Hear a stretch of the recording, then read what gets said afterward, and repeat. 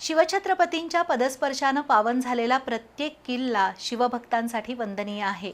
स्वराज्याची राजधानी असलेल्या रायगडावर शिवराज्याभिषेकासाठी येणाऱ्या शिवभक्तांनी गडाचं पावित्र्य राखावं, हा सोहळा शिस्तबद्ध रीतीनं साजरा व्हावा असं आवाहन रायगड प्राधिकरणाचे अध्यक्ष संभाजीराजे छत्रपती यांनी केलं। रायगड प्राधिकरणाचे अध्यक्ष संभाजीराजे छत्रपती यांनी आज माध्यमांशी संवाद साधला। शिवराज्याभिषेक सोहळ्यासाठी यंदाही रायगडावर हजारो शिवभक्त उपस्थित राहणार आहेत। शिवभक्तांच्या सोयीसुविधांसाठी राज्य शासन, स्थानिक जिल्हा प्रशासन आणि रायगड प्राधिकरणाकडून विविध उपाययोजना करण्यात आल्या आहेत।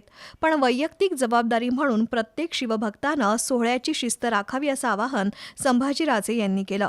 रायगडावर शिवछत्रपतींच्या समाधीजवळ असणाऱ्या वाघ्या कुत्र्याचा पुतळा हटवण्यासाठी मुख्यमंत्री, उपमुख्यमंत्री यांच्याशी चर्चा झाली असल्याचं संभाजीराजे यांनी सांगितलं।